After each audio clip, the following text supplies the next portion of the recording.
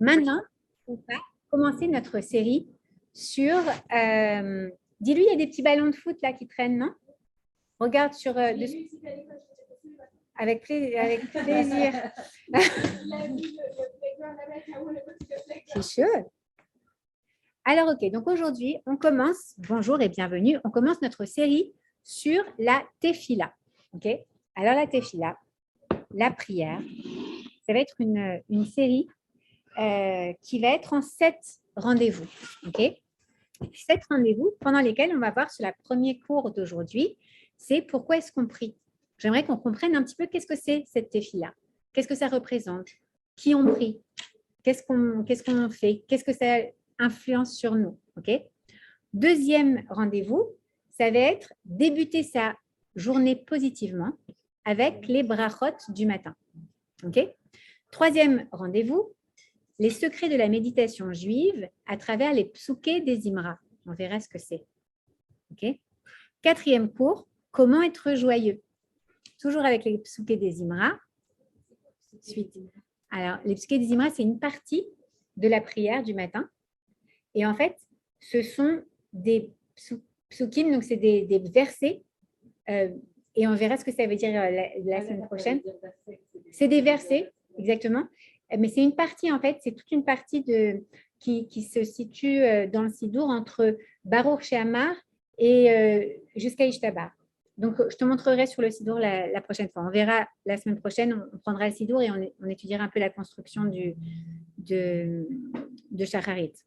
Ensuite, être en accord avec soi-même, avec le schéma Israël. Ça, c'est le rendez-vous numéro 5. Le rendez-vous numéro 6, entretien privé avec Hachem à travers la Hamida, le Shemona Esrei. Et enfin, le 7e cours, ce sera sur rester connecté avec Hachem à travers le Alenu les Shabéar. Donc, c'est une autre… 6e, entretien privé avec Hachem, la Hamida. OK? D'accord. Alors, selon vous, c'est quoi la prière? C'est quoi? C'est quoi? Qu'est-ce que c'est? C'est quoi comment est-ce qu'on définirait la prière selon vous? Il n'y a pas de bonne ou mauvaise réponse. Hein. J'aimerais avoir votre idée sur qu'est-ce que ça veut dire prier. Qu'est-ce que c'est la prière? Un moment privilégié. Un moment personnel aussi. Ok.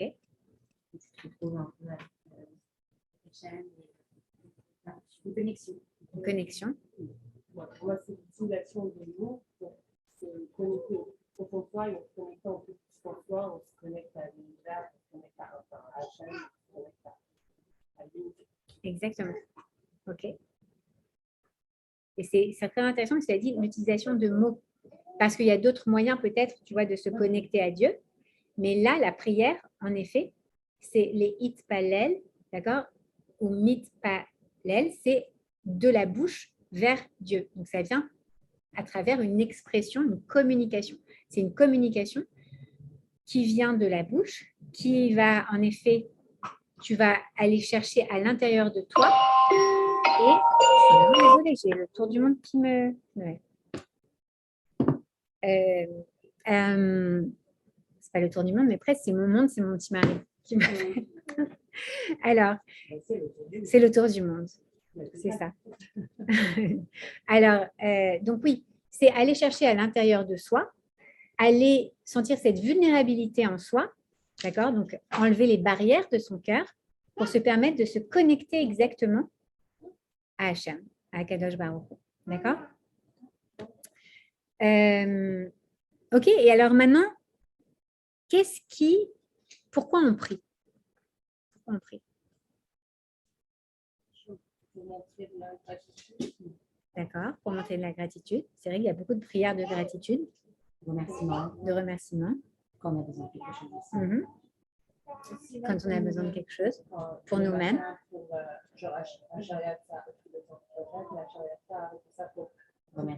Oui, non, mais also to realize how lucky we are. Ok. For simple things like that. D'accord. To me personally, when I go to the bathroom and I say that prayer, I'm like, oh wow. La Shariat Tzar, c'est la bénédiction qu'on fait après être allé aux toilettes et dans lequel, en fait, on reconnaît que le corps humain est fait d'énormément de comment est-ce qu'on appelle ça, de trous et de trous et de... Ah, j'arrive pas à trouver mes mots aujourd'hui en français, ni en anglais. Mais oui, attends, tu as raison. Oui, tu sais pourquoi j'ai même pas fait ma télim? Attends, je reviens. Je vais refaire mon télim pour demander à Hachem qui m'aide.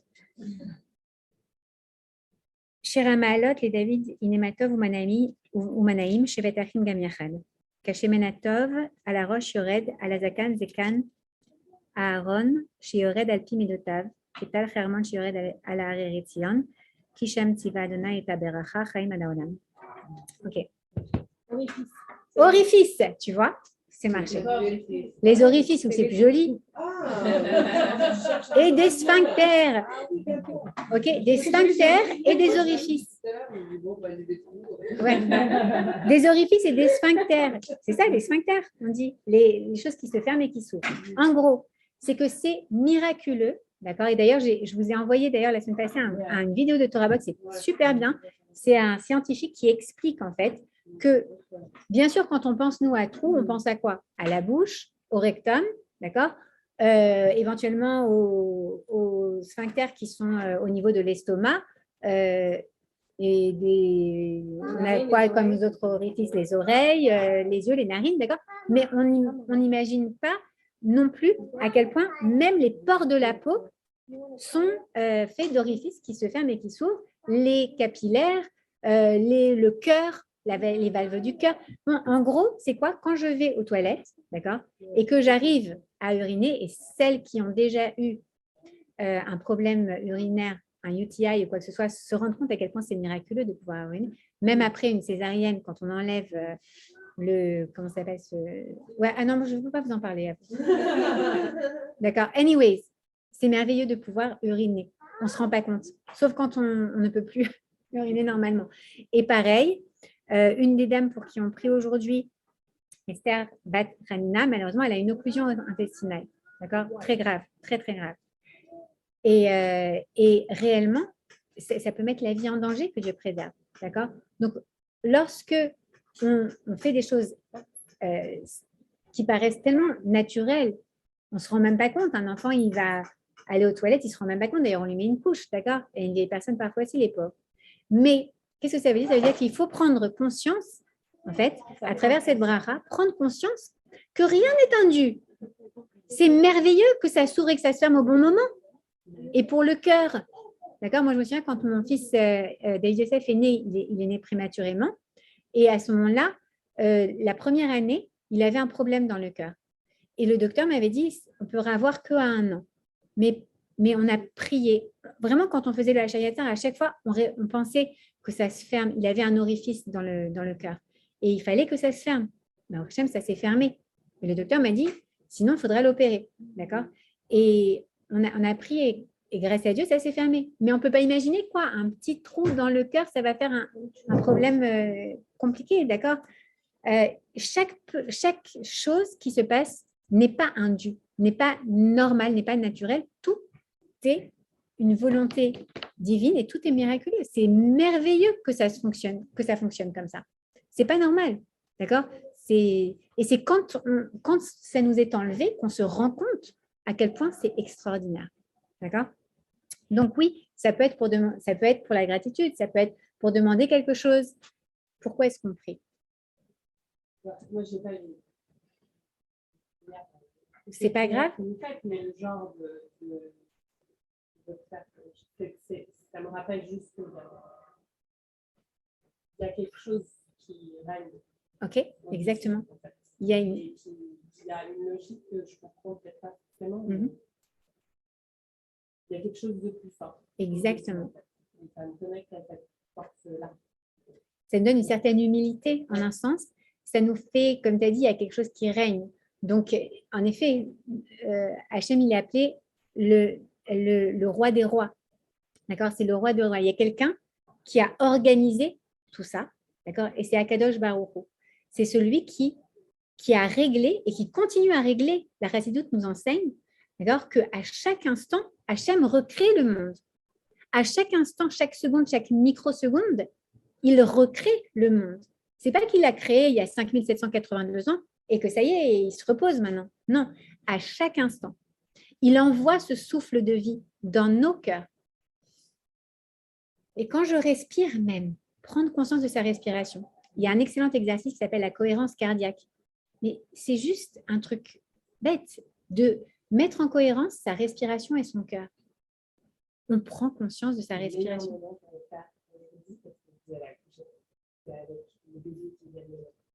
Les premiers sur nous, et en cohérence avec le pays. Et là, c'est juste la magie absolue. Il n'y a rien de mieux sur la planète. Donc, vous prenez parce qu'ils sont tellement purs et calmes à ce moment-là, vous mettez sur la même cohérence cardiaque que et là, genre, tu t'oublies. Tu oublies le reste du monde. Alors là, c'est une petite queue. Franchement, vous allez voir, c'est vrai. Et si vous accouchez en plus à Memorial Hospital, ils vous laissent vraiment longtemps avec le bébé. Il y a des hôpitaux qui te le prennent. Les premières secondes.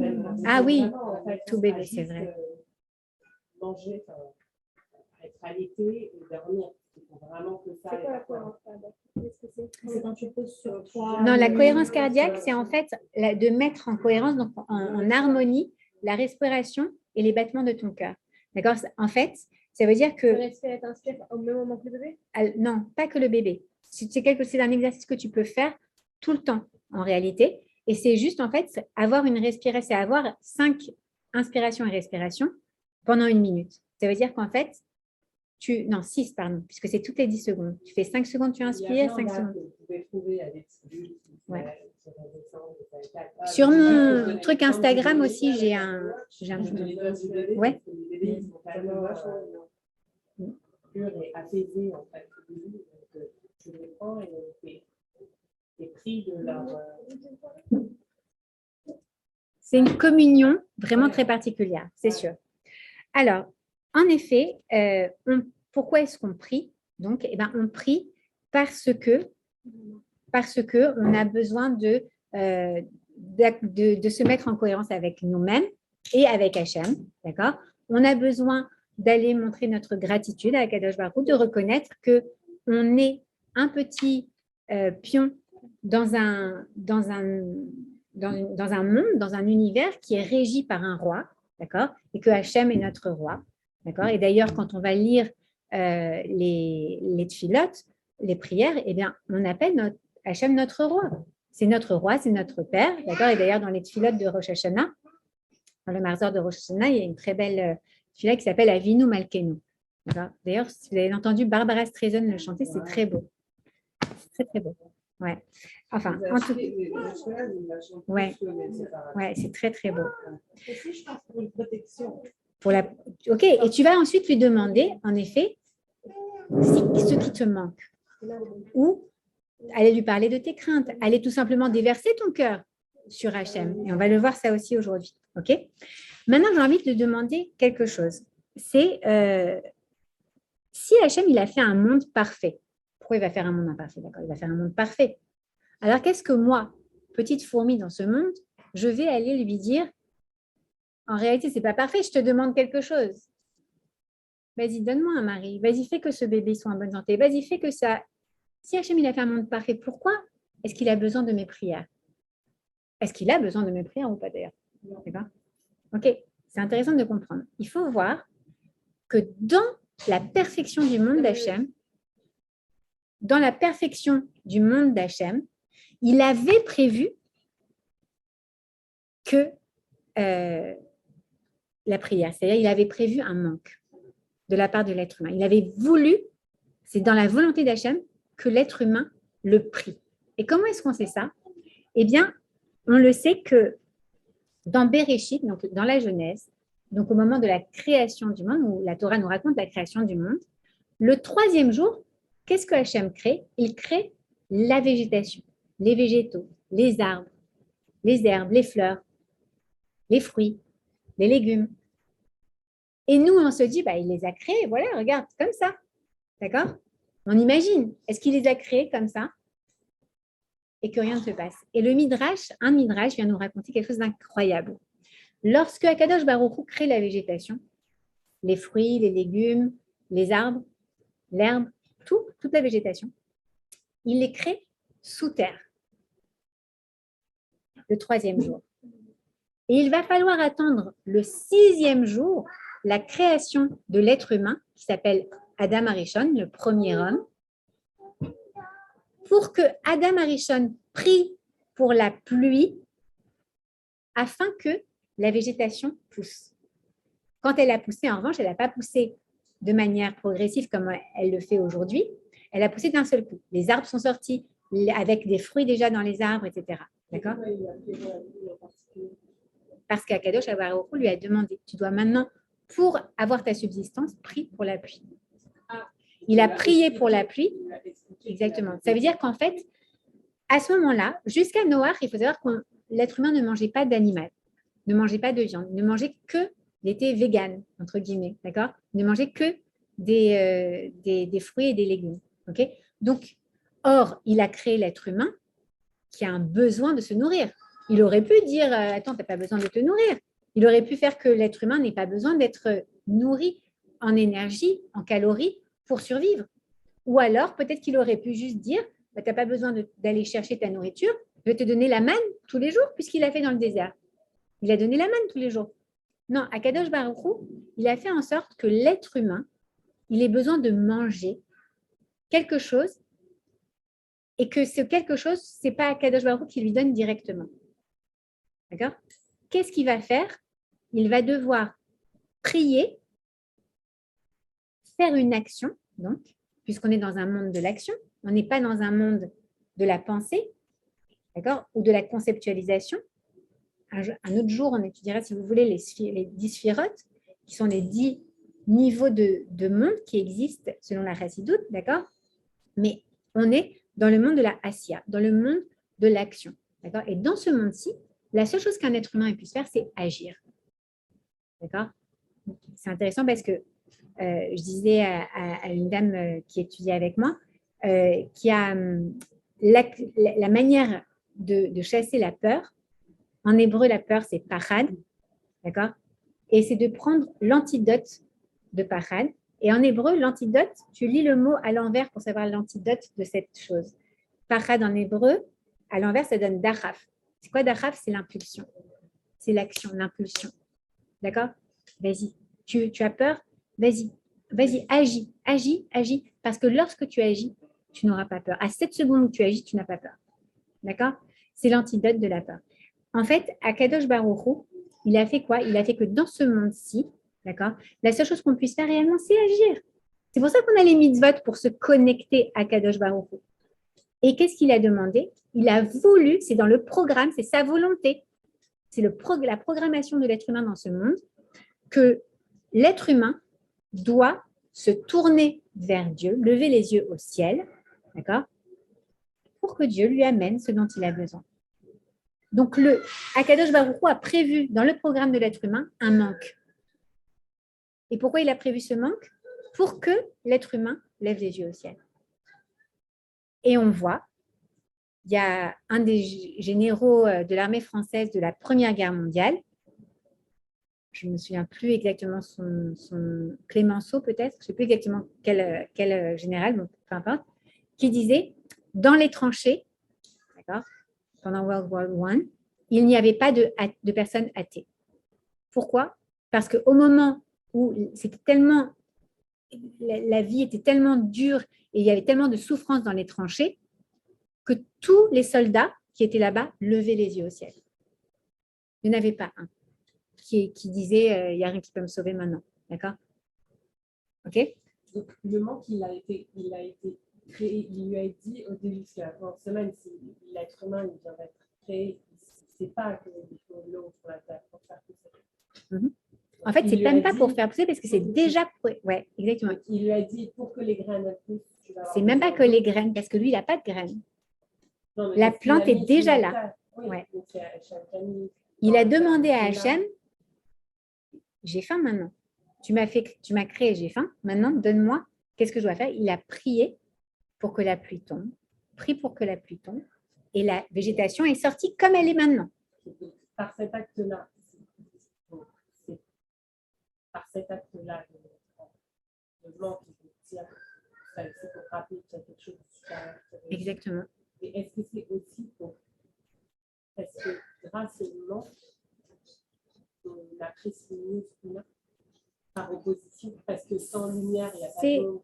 Exactement, c'est exact. Tu as raison. Est-ce que par là aussi, en faisant que l'être humain ressente le manque, c'est pour aussi mieux savoir apprécier ce qu'il a? Sûrement, exactement. Et d'ailleurs, on le voit même dans la création de l'être humain. Comment est-ce que le masculin et le féminin ont été créés? Lorsque Adam Harrison est créé, c'est un être androgyne qui est créé. Tu te souviens? C'est un être androgyne. Ça veut dire qu'il est d'un côté masculin, de l'autre côté féminin. D'accord? Et encore une fois, donc là, il est entier, complet, parfait, apparemment. Et que va faire Hachem? Il va encore le mettre dans une situation de manque. Il va l'amener devant les animaux. Et il va dire, moi, je t'ai donné le pouvoir de nommer, de créer à travers ta parole. D'accord? Et donc, je veux que tu nommes chaque animal. Il va voir monsieur et madame fourmi, il va les appeler fourmis. Il va voir monsieur et madame éléphant, il va les appeler éléphants. Il va voir monsieur... Et il se retourne vers Akadosh Baruch Hu. Là, qu'est-ce qu'il a vu? Des couples, un homme et une femme, enfin, un mâle et une femelle, à chaque fois. Et lui, il est à la fois mâle et femelle en un seul corps. Qu'est-ce qui se passe? Encore une fois, il voit un manque. Pourquoi? Parce que quand on voit quelque chose de différent chez l'autre, c'est humain. On se dit, mais pourquoi lui, il est comme ça et pas moi? Il va voir Akadosh Baruch Hu et il lui dit quoi? Hachem, je ne comprends pas. Pourquoi est-ce que les animaux, ils ont tous une altérité avec qui ils peuvent partager leur existence? Et pourquoi moi, je suis seule? C'est-à-dire que je suis seule. J'ai un aspect féminin en moi. J'ai un aspect masculin en moi. J'ai la féminité, j'ai la masculinité en moi. Mais on n'est que un. Jamais on va venir s'apporter quelque chose puisqu'on est tout le temps ensemble. D'accord? On ne forme qu'une seule et même personne. Et Akadosh Baruch Hu dit, c'est vrai, il n'est pas bon que l'homme soit seul. Je vais lui créer une Ezer Kenegdo, une aide face ou contre lui. Et à ce moment-là, donc, encore une fois, il a attendu que l'être humain se rend compte de son manque, ce manque d'altérité, ce besoin d'altérité, pour aller finaliser l'humanité. Parce qu'il savait très bien, à Kadosh Baruch Hu, que l'humanité, elle allait avoir des êtres humains féminins et des êtres humains masculins, des femmes et des hommes. Il a voulu, que l'être humain se rende compte de ce besoin d'altérité. Pourquoi? Parce qu'aucun homme, aucun mari ne peut aller voir Akadosh Baruch Hu et lui dire, mais qu'est-ce qu'elle me saoule, ma femme? C'est toi qui l'as demandé. D'accord? Je t'ai rien dit, moi. Non, je rigole. Bien sûr. OK? Ça veut dire pourquoi? C'est qu'en réalité, à partir du moment où on a un manque, d'accord, on va faire appel à Akadosh Baruch Hu. Maintenant, il y a un concept qui est très important maintenant à comprendre. C'est que je peux prier, je peux me retourner vers Hachem, lever les yeux vers Hachem ou rentrer en moi pour rencontrer Hachem, que à une seule condition. C'est que je crois en Hachem. D'accord? Si je n'ai pas de émouna, si je n'ai pas de foi, qu'il y a un roi au-dessus de moi qui régit cet univers, alors je ne peux pas aller qui je vais prier. Je ne peux pas prier quelqu'un ou quelque chose dans lequel je n'ai pas de foi. Ça fait du sens ou pas? Oui, d'accord. OK? Donc, il y a un terme qui s'appelle la émouna en hébreu, okay? Et qui est vraiment un terme super important dans la prière. Donc, on va l'aborder maintenant. La émouna, c'est quoi? Ça veut dire en fait que j'ai en moi la conviction et je sais que Hachem existe et que c'est lui qui a créé ce monde et que c'est lui le roi des rois et qu'à chaque seconde, il recrée ce monde. C'est ça, avoir la émouna. Okay? Le bitaron, c'est avoir confiance en Dieu. Tu peux. La émouna, ça s'écrit, enfin, ça se décrit en français comme la foi et le bitaron comme la confiance en Dieu. C'est-à-dire qu'il y a des gens qui ont la foi, mais qui n'ont pas de bitaron. J'ai confiance en Dieu. Je sais que Dieu existe, mais j'ai peur. J'ai peur qu'il me décrète quelque chose de négatif pour moi. Je n'ai pas confiance qu'il va faire quelque chose de bien pour moi. Non, c'est juste la foi. Okay? Et c'est pour ça que tu peux avoir un juif religieux qui va avoir des paniques attaques. C'est tout à fait possible. Ou qui refuse de lâcher prise. Bien sûr que c'est possible. Tu peux avoir, et tu vas avoir des gens qui sont pas, et qui ont une grande confiance en Dieu. D'accord? Moi, par exemple, il n'y a pas besoin d'être un sachant, il n'y a pas besoin d'être très instruit pour avoir confiance en Dieu. D'accord? Ou pour avoir la foi non plus d'ailleurs. Nos arrière-grand-mères, elles ne lisaient pas un mot d'hébreu. Elles ne connaissaient pas la tefila. Mais est-ce qu'il y avait plus de foi et de bitachon et de...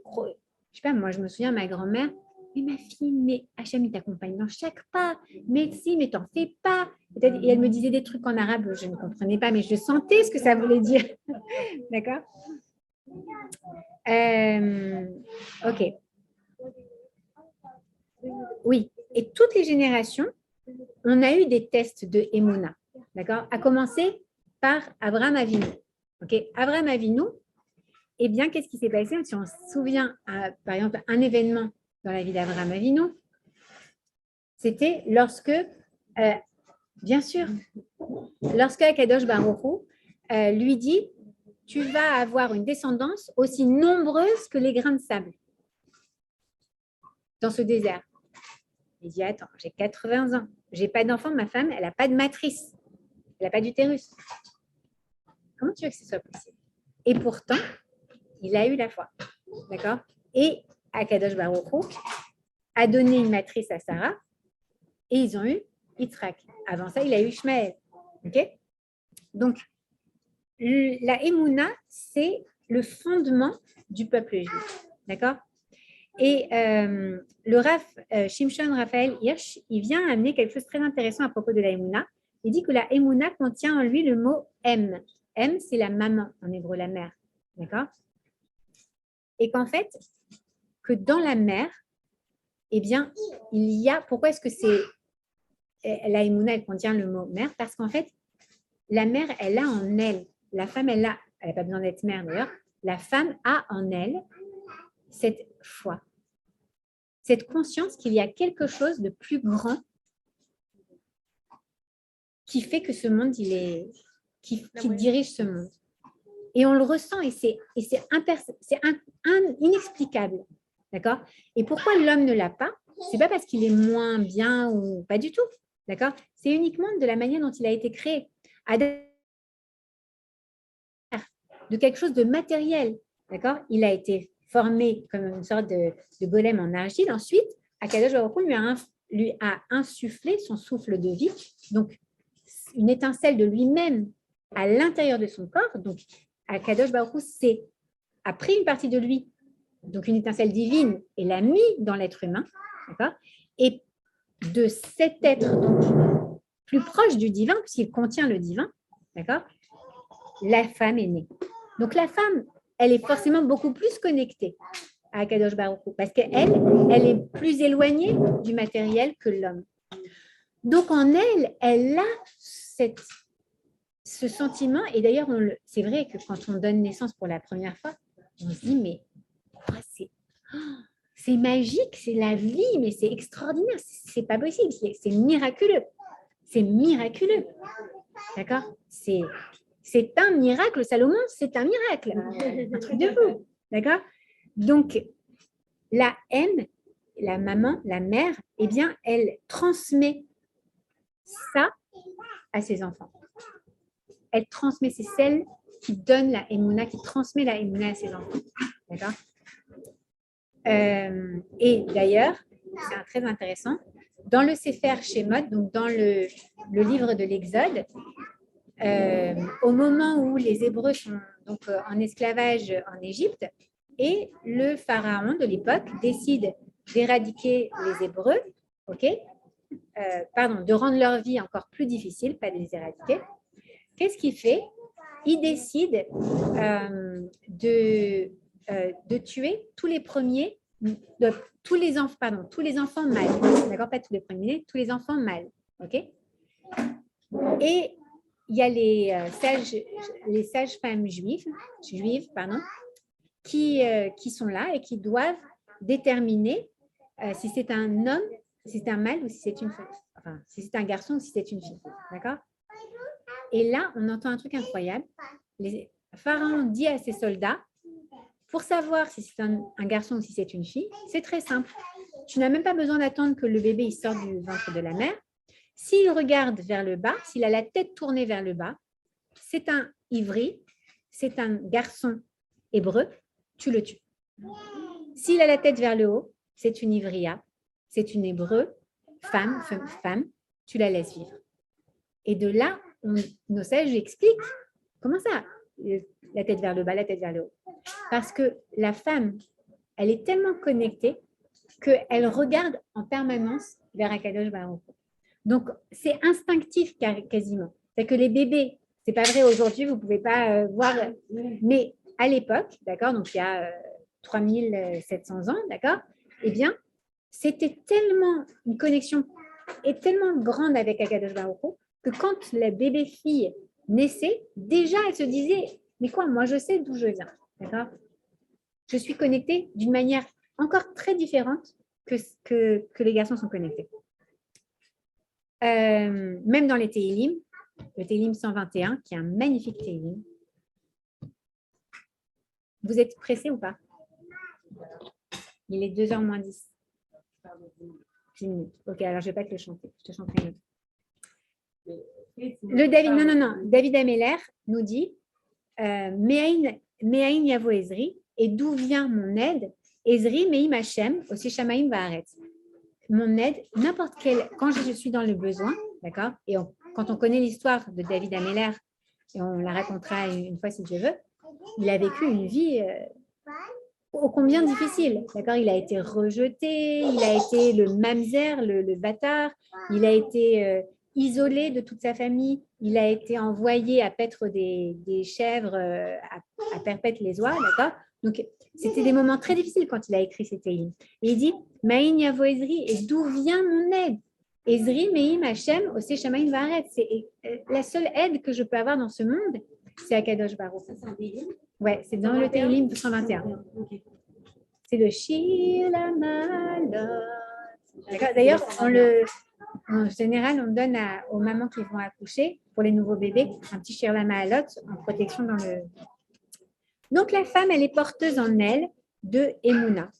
Et la Emouna, c'est une notion fondamentale dans la compréhension de la prière. Okay? Et intéressant aussi, Emouna, c'est la même racine que Emunim. C'est des exercices. C'est intéressant parce qu'en fait, à travers les exercices, en fait, tu t'exerces à avoir de la Emouna.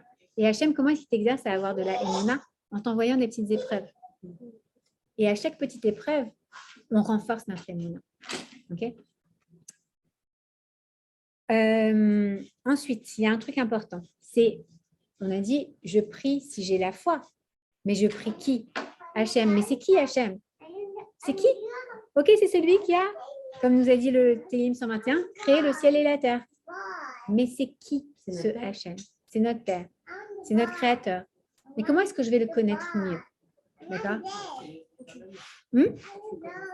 En se connaissant soi-même. Ouais. Et comment est-ce que je vais faire pour connaître quelqu'un en général? Tu poses des questions, tu converses. D'accord? Imagine, tu rentres dans une nouvelle entreprise. Comment est-ce que tu vas connaître tes collègues? À la pause café? Alors, et toi, tu viens d'où? Machin, non. D'accord? En conversant de manière régulière avec cette personne, j'apprends à la connaître. J'apprends quel est son environnement. J'apprends quelle est sa manière de se comporter. J'apprends quelles sont ses capacités, qu'est-ce qu'il pense, qu'est-ce qu'il fait, qu'est-ce qu'il est, qui il est. Et au fur et à mesure, je monte dans les niveaux logiques, d'accord, mais je monte et j'apprends à comprendre qui est cette personne. C'est comme ça que ça se passe, d'accord? Et là, c'est exactement la même chose. La Tefila, elle va en fait nous permettre de converser avec Hachem et d'apprendre qui est Hachem, d'accord? Et que ce soit une prière libre ou une prière organisée comme l'ont fait nos sages à travers le Sidour qu'on a aujourd'hui, d'accord?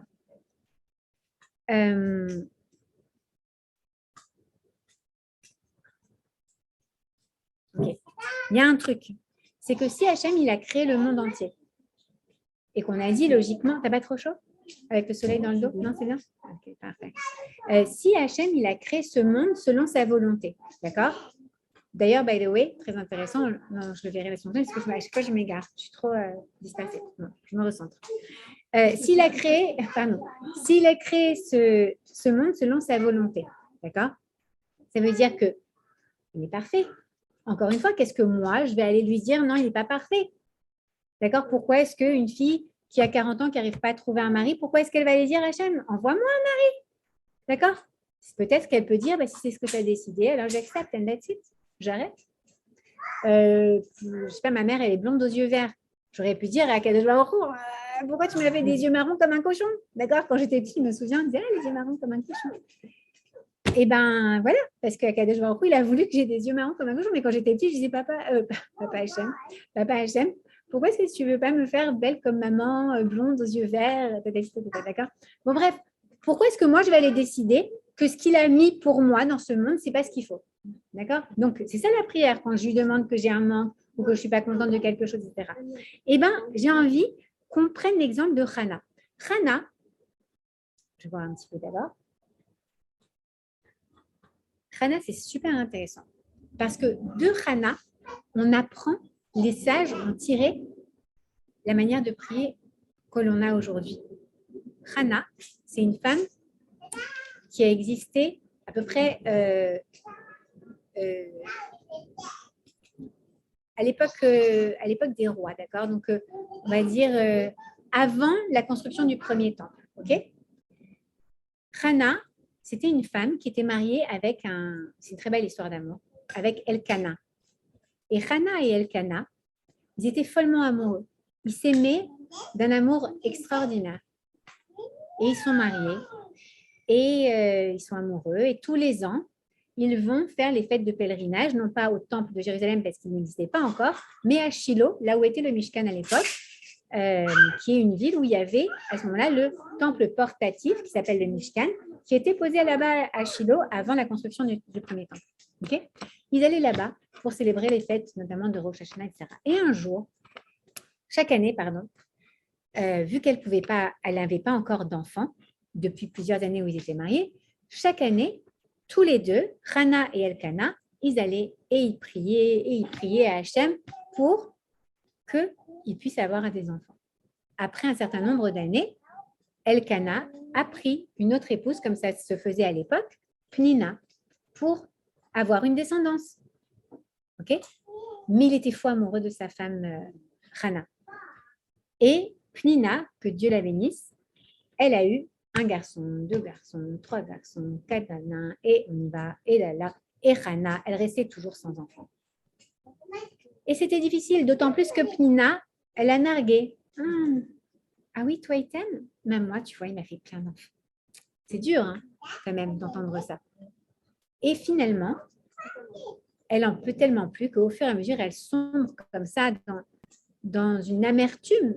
Dans sa vie entière, elle est tournée autour de ce problème, qu'elle ne peut pas avoir d'enfant et qu'elle ne veut pas avoir un enfant égoïstement. Elle est une femme et elle veut utiliser son corps de femme pour réaliser le fait d'amener une Neshama dans ce monde. Et elle veut avoir un enfant d'Elkana et elle veut lui donner cet enfant. Et un jour où ils allaient justement pèleriner jusqu'à Shiloh pour Rosh Hashanah, Elkana regarde Hannah et lui dit, ma Hannah, tu ne manges plus, tu t'alimentes plus, tu n'es pas heureuse. Est-ce que mon amour ne vaut pas 10 enfants à tes yeux? Et elle se rend compte que lui, il a lâché l'affaire. Lui, il a ses enfants. Ça y est. Et là, elle commence à se dire, c'est pas possible. Je suis dans le désespoir total. C'est-à-dire que jamais j'aurai l'enfant si mon mari ne veut pas lui aussi prier pour ça.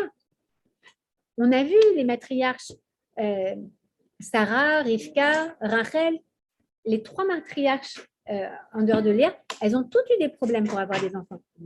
Et leur mari et elle, ils ont tous prié ensemble pour qu'ils aient des enfants.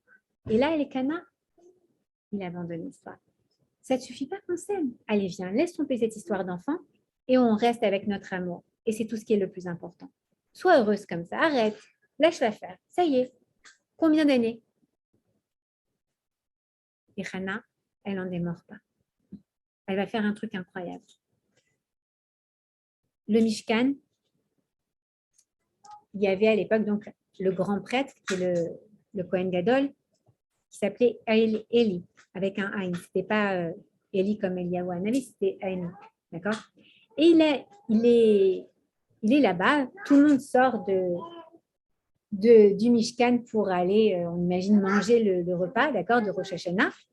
Et il y a cette femme qui arrive et qui dit, moi, j'ai besoin d'aller prier. J'ai besoin d'aller prier. Elle arrive comme ça, elle rentre. Et le Kohen Gadol, il dit, OK, j'attends. Bon, vas-y, prie. Qu'est-ce que je te dis? Prie. Et là, elle se met à prier. Sauf qu'à l'époque, comment est-ce que les gens priaient? Ils priaient, ah, Kadosh, Baruchou, donne-moi ci, fais-moi ça, s'il te plaît, Hachem, s'il te plaît, s'il te plaît, s'il te plaît. D'accord? Et là, Hannah, elle va prier. Et elle va faire.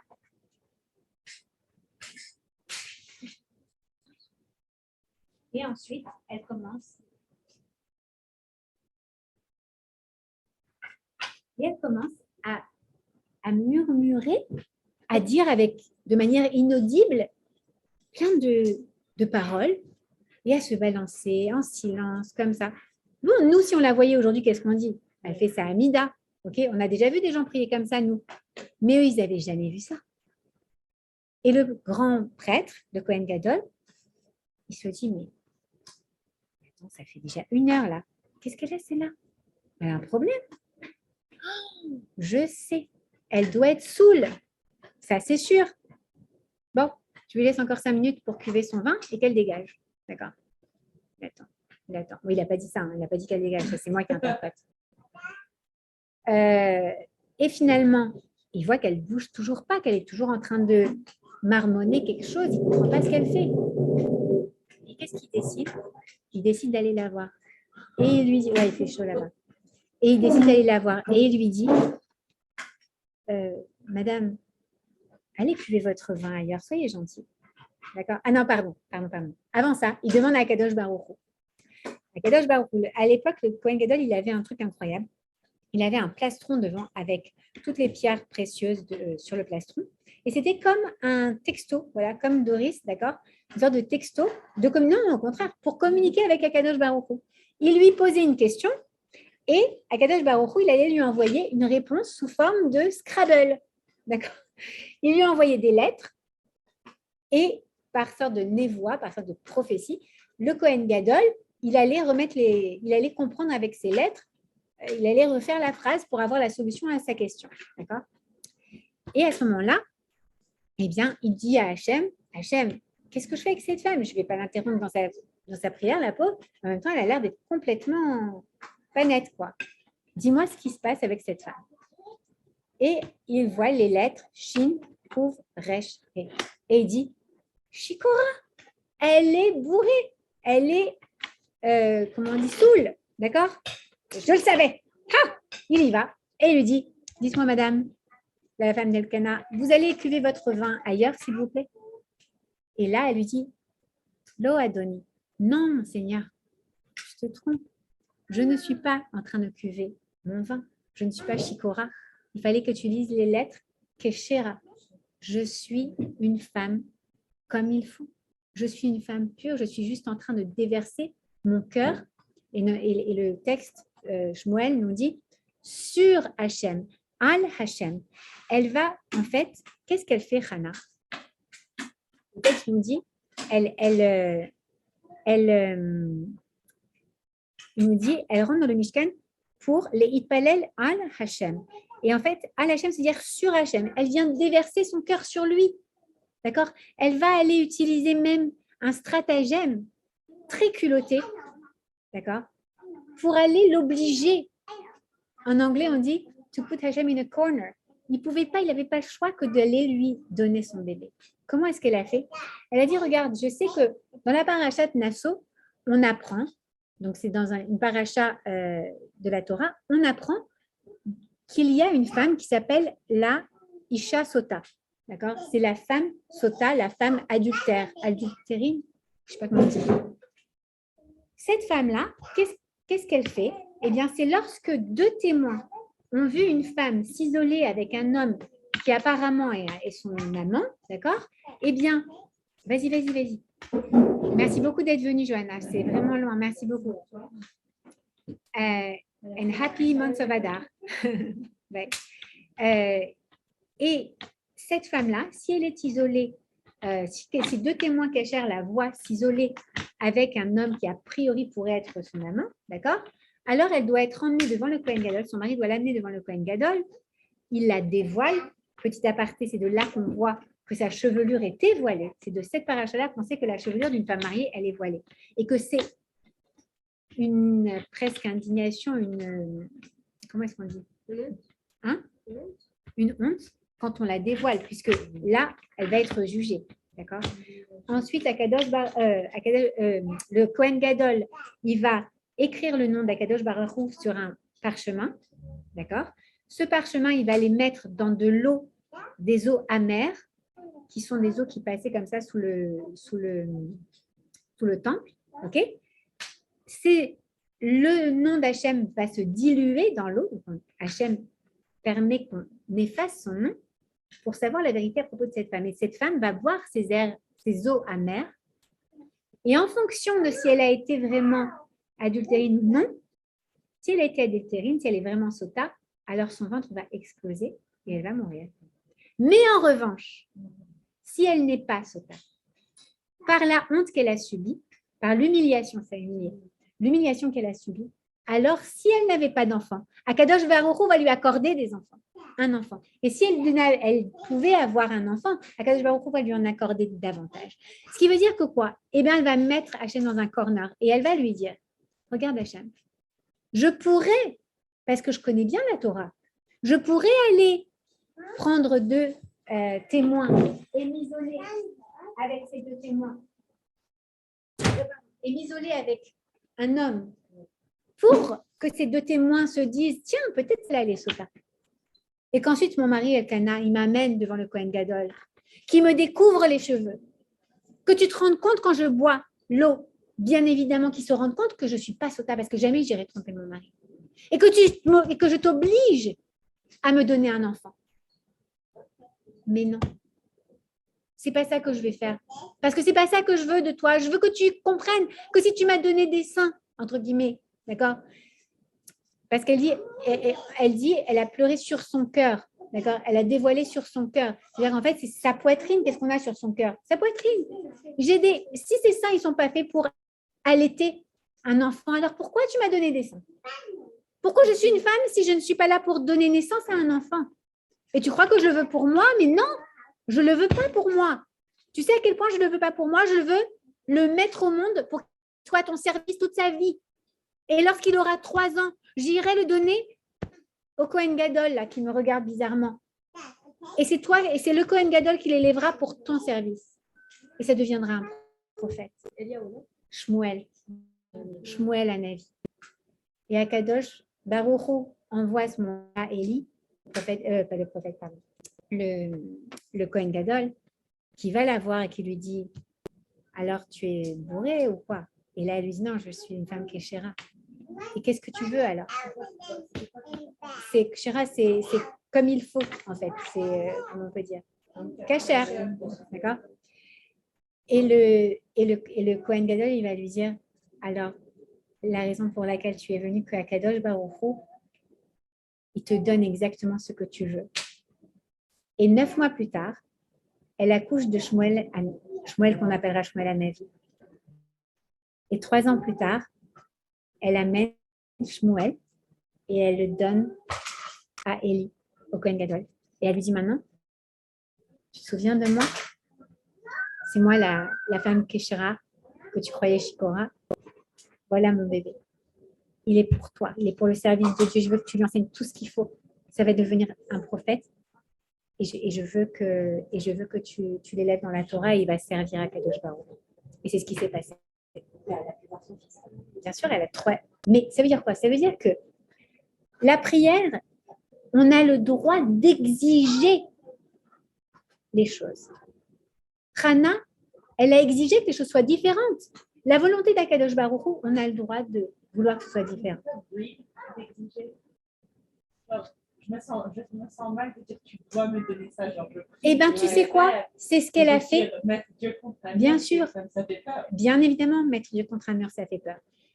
Mais c'est en même temps à quel point tu remets tout dans ses mains, en fait. Parce que si tu fais ça, ça veut dire que tu sais très bien qu'il n'y a que lui qui peut t'accorder ça. Mais il y a une chose qu'il faut savoir, c'est que elle avait une certaine connexion, une certaine hauteur spirituelle, qu'elle savait ce qui était bon pour elle. Et surtout, ce qu'elle faisait, ce n'était pas pour elle. C'était pour le service d'Akadosh Baruch Hu. Nous, à chaque fois qu'on va demander quelque chose, on va demander à Hachem qu'il fasse ce qui est bien pour nous. Parce que parfois, on ne sait absolument pas ce qui est bien pour nous. Et parfois, on va obtenir la chose, mais ce n'était pas bien pour nous. Et on ne le sait pas. On va dire une fille célibataire qui veut se marier. Elle va dire Dieu, like, you're forced to send me my mazal. Send me my mazal. Alors, moi, je disais, please send me, like, écoute, hier soir, j'ai dîné avec une copine de Paris dont la cousine a eu un petit garçon qui, très peu de temps après sa naissance, je crois, comme vers 1 an, a été diagnostiqué avec un cancer. Et il a été diagnostiqué, elle m'a dit, je crois, à Oshana Rabbah, donc aux alentours de Sukkot. Okay. Et la première fois, donc il avait peut-être 1 ou 2 ans, je ne sais pas exactement. Il ne va pas tomber là. Non. La première fois, la maman, donc elle était pas religieuse, elle est traditionnaliste comme on l'a tous été ou comme on l'est tous, je ne sais pas. Elle était traditionnaliste, d'accord. Et qu'est-ce qu'elle a? Donc elle était habillée en short, en débardeur, truc et tout. Et elle reçoit cette nouvelle. Et son cousin, il l'amène et lui dit, tu sais quoi, viens, j'ai amené un rave pour que tu lui parles et que tu puisses lui poser des questions. Et elle pose des questions à ce rave. Et ce rave, il lui dit, couvre-toi la tête. Elle dit, et alors si je me couvre la tête, mon fils, il va vivre? Ouais. Elle était à l'hôpital, elle a pris une serviette d'hôpital, elle s'est couvert la tête. Elle est rentrée dans la chambre, sa cousine qui est religieuse, elle a dit, mais qu'est-ce que tu fais comme ça? Qu'est-ce que tu fais avec ce truc sur la tête? Elle a dit, je me couvre la tête. Elle a dit, mais tu mets des shorts, tu vas te couvrir la tête. Arrête, il ne faut pas que ça te rende folle cette histoire. Elle a dit, non, le Rav m'a dit que mon fils il va vivre, si Dieu veut, il s'appelait Nathan. Parce que je me couvre la tête, je me couvre la tête. Elle s'est couvert la tête. Elle a commencé vraiment à apprendre beaucoup, à avancer dans la Torah, à faire Shabbat, à faire ci, à faire ça. Je ne connais pas les détails précis parce qu'elle m'a raconté ça rapidement. J'avais déjà entendu cette histoire par Anaïs qui est là aussi, qui la connaît. Sandy, elle s'appelle. Et donc, elle me raconte, sa cousine hier soir, que pendant quelques mois, elle a remué le ciel. Mais elle a remué le ciel. Elle a fait faire autour d'elle Teshuvah à des centaines de personnes. Les gens, elle leur a dit, vous ne comprenez pas, vous allez prier pour mon fils. Nathan, comment il s'appelait? Nathan Raphaël, comment Anaïs? Nathan Moshe. Nathan Moshe. Chaim, voilà. Oui, Chaim, vous avez rajouté Chaim. Moshe, ils ont rajouté Chaim. Vous allez prier pour lui. On va remuer le ciel et la terre. Il y avait des femmes.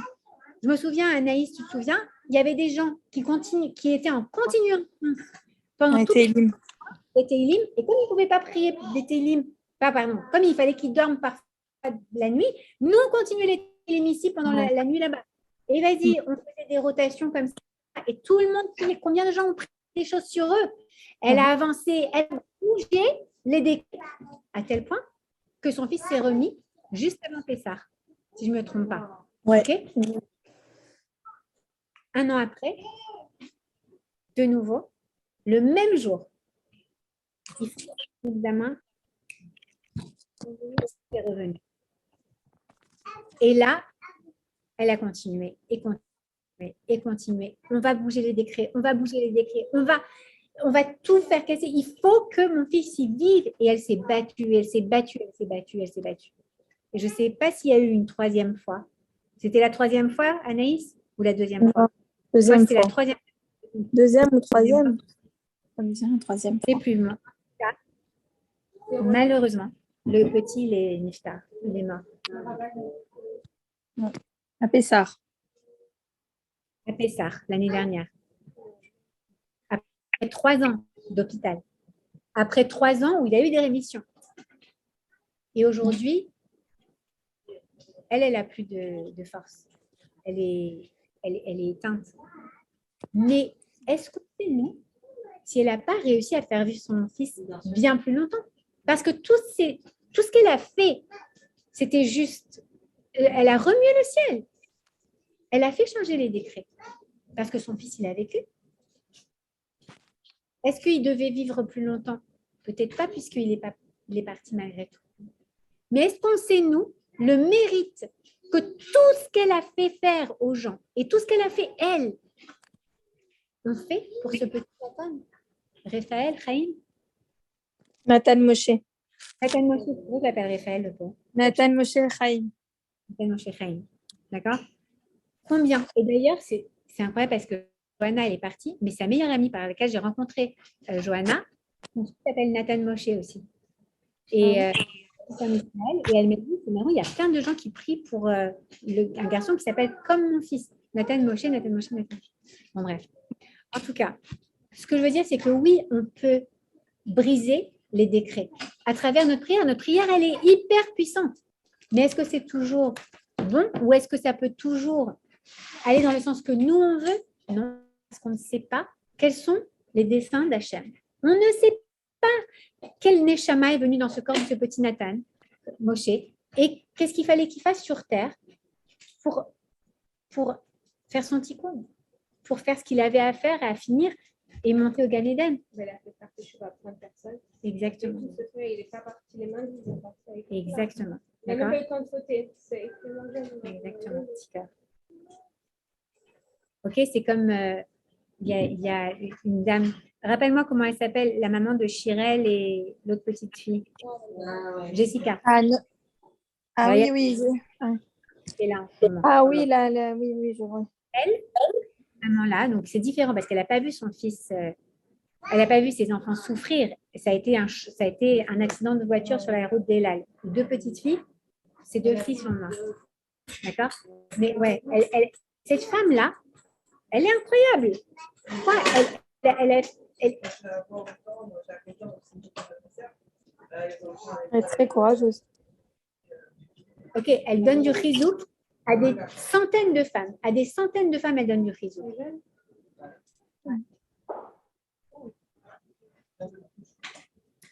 Qu'est-ce qui se passe? Qu'est-ce qu'on va faire? Est-ce qu'on peut savoir, nous, elle vous dit, les 2 Neshama de ces filles, elles sont venues sur ce monde pour qu'elle avance et pour qu'elle grandisse. Et que tout ce qui s'est passé, bien sûr que c'est horrible et qu'elle ne le souhaite à personne, mais qu'à travers ça, elle a changé de vie. Et qu'elle a fait changer de vie à tellement de femmes. Mais tellement de femmes la suivent apparemment. Maintenant, Elle a une page Instagram.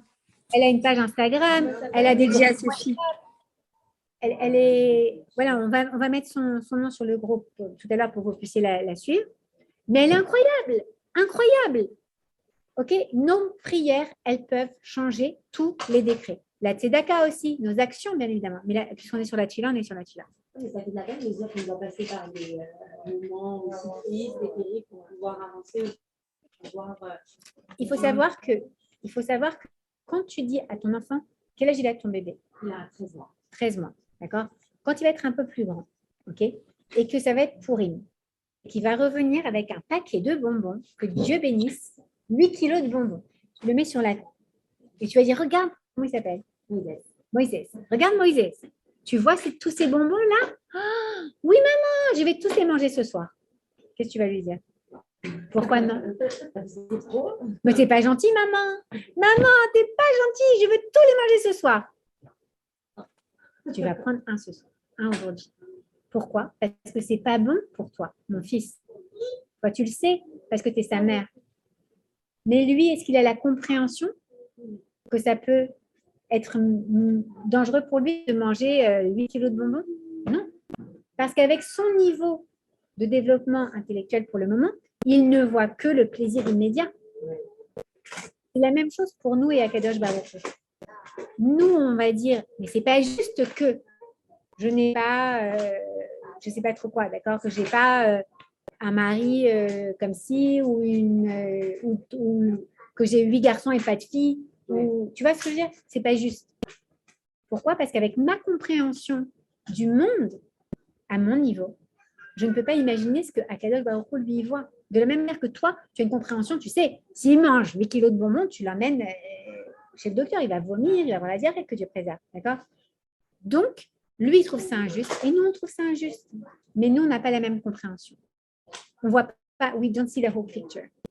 OK? Élevons-nous, élevons-les. OK. Il me reste encore pas mal de choses. Je suis un peu embêtée de vous garder. C'est OK? Vous êtes OK? D'accord. On va vite passer sur certaines choses. Juste un truc important. Parfois, on prie et on ne voit pas la chose arriver. D'accord? T'es bien? T'es pas trop chaud? OK. Il y a un principe que nous enseigne le Rav Pinkus dans son livre Moadé Hashana, pardon. Moadé Hashana. C'est que, en fait, la prière, elle s'apparente beaucoup au jardinage. Je vais vous expliquer pourquoi. D'accord? Dans le jardinage, pour avoir des fraises, qu'est-ce qu'on fait? On plante une petite graine, d'accord, sous terre. OK? On plante une petite graine sous terre. Elle est là. Toi, tu connais déjà, je t'ai montré cet été. Celle qui était là pour la préparation Rosh Hashanah, vous connaissez ce truc. Une petite graine sous terre. Et après, on referme la terre et on arrose. Et on attend. Comme on dit en hébreu, comment on dit la patience, il faut avoir de la savlanout. D'accord? C'est le mot qu'il faut apprendre quand tu arrives en Israël. Et bien là, c'est pareil. Quand tu es jardinier aussi, il faut avoir de la savlanout et de la émouna. Pourquoi? Parce que lorsque j'ai planté ma graine, a priori de l'extérieur, comme ça, je l'arrose tous les jours, mais pendant plusieurs semaines, je ne vois rien. Ou pendant plusieurs jours, je ne vois rien. Et pourtant, sous terre, qu'est-ce qui se passe? La graine, elle se désagrège d'abord. Elle pourrit. Ensuite, sort un premier petit germe. Ensuite, les racines. Et puis, le germe et les racines, ils vont grandir et grandir et grandir. Mais ça prend plusieurs semaines. Jusqu'à ce qu'il y ait une tige qui pointe au-delà du sol. Pendant tout ce temps-là, est-ce que le jardinier, il va dire, ah ben mince, pourquoi j'ai planté cette terre, elle ne sert à rien. Cette graine, elle ne sert à rien. Non. Pourquoi? Parce qu'il a la émouna, parce qu'il a la foi qu'il sait. C'est comme ça que ça se passe.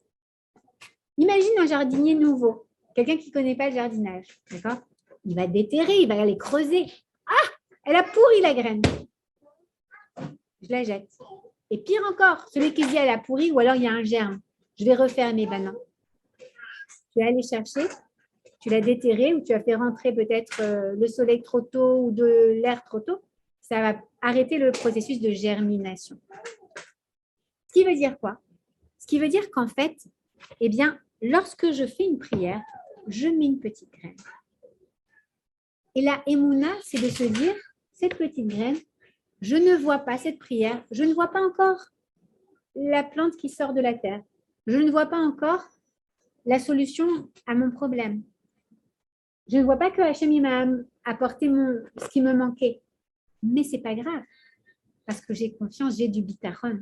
Que Akadosh Baruch Hu, il va répondre à mon manque. Okay? Celui qui se dit, tu sais quoi, j'ai prié, je ne l'ai pas eu, alors ça ne sert à rien.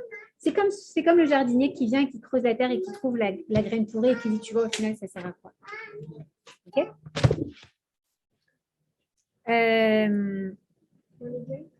Dernière chose importante, on va aller rapidement, c'est que pourquoi est-ce qu'on prie? Est-ce que c'est pour moi ou est-ce que c'est pour Akadosh Baruch Hu? Akadosh Baruch Hu, pourquoi est-ce qu'il veut qu'on prie? Parce qu'on a vu, il veut qu'on prie parce qu'il désire une proximité avec nous. Il désire que nous soyons un avec lui. Et que donc, comment est-ce que ça se passe? C'est à travers à travers cette prière que je vais me rapprocher de lui. Pendant le mois de Elul, on apprend quelque chose de très intéressant de nos maîtres de la Chassidoute. Elul, c'est le moment où le roi est dans le pré. Il vient dans notre intimité, d'accord, dans notre vie à nous. Ok. Et Elul, it stands also for Aleph Lamed Vav Lamed, for Ani Ledodi Vedodi Li. Je suis à mon fiancé et mon fiancé est à moi. Ce qui veut dire quoi? C'est qu'en fait, Akadosh Baruch Hu et Am Israël, donc moi, d'accord, toi, nous, ok, eh bien, on a une relation de dodi, d'amoureux, de fiancé. C'est ce qu'on chante aussi, les Chadodi, les Kradkala, et même quand on représente la Torah comme la Ketouba entre Akadosh Baruch Hu et Am Israël. Il y a un mariage, il y a une union, d'accord? En plus, vous avez fait le cours sur le mariage, maintenant vous savez. Oneness, c'est le fait d'être uni, d'être un, l'intimité, d'accord, de devenir un. Okay. Donc la prière, elle va être ce qui permet ce lien, ce glue entre nous et Akadosh Baruch Hu. Et ensuite, il y a un truc très important aussi, c'est comment est-ce qu'on dit prier en hébreu, c'est leit palel. Et leit palel, c'est un verbe réflectif qui se réfléchit sur moi-même. C'est en fait, je me prie. C'est se prier. Pourquoi c'est se prier? Parce que lorsque je prie, je ne sors jamais d'une prière le même ou la même que ce que j'étais. Lorsque je prie, je me transforme. Je me change. J'influence en moi la matière. La parole influence la matière. Vous vous souvenez de ça? On l'a vu encore il n'y a pas très longtemps à Toubishvat, on en parlait. Ok? On disait que la parole, elle a un effet sur la matière. Je vous avais montré, pour celles qui étaient là, le panneau que j'avais fait en Science Fair avec mes enfants, d'accord, dans lequel on voit à quel point la parole influence la matière. Okay. Donc, lorsque je prie, et que ce soit avec les mots du Sidour, mais moi, les hit palel, je me transforme, je m'élève vers Akadosh Baruch Hu. Je crée un lien, a strong link between me and Akadosh Baruch Hu. Okay? Et ce qui est en plus incroyable, c'est que j'intériorise, et on va le voir la semaine prochaine, quand je prie et que je comprends la tefila, ce qui est très important aussi d'apprendre à comprendre la tefila, j'apprends à reconnaître que Hachem me donne la santé, que Hachem me donne la parnassa, que Hachem me donne le shalom, que Hachem me donne des yeux pour voir, que Hachem me donne tout ce que j'ai. Et au fur et à mesure, ça m'apprend à lâcher prise. De ne plus être dans le contrôle en permanence. Parce que je l'intègre à chaque fois que je prie. OK? Donc, la semaine prochaine, on verra comment débuter cette journée positivement à travers les brachot du matin. OK? Si vous avez un sidour à la maison, n'hésitez pas à l'apporter. Si vous n'en avez pas, j'en ai. OK? Les filles, Noah, j'étais ravie de faire ta connaissance virtuellement. J'espère la prochaine fois, si Dieu veut, que ton petit chouchou il ira bien et qu'on pourra se rencontrer pour de vrai. Anaïs, ravie de te revoir. Ça faisait très longtemps que je ne t'avais pas vue, ma poulette. C'est ma petite sœur, Anaïs, alors on se voit tout le temps. Merci Esther, c'était super. Bisous. Bye. Bisous.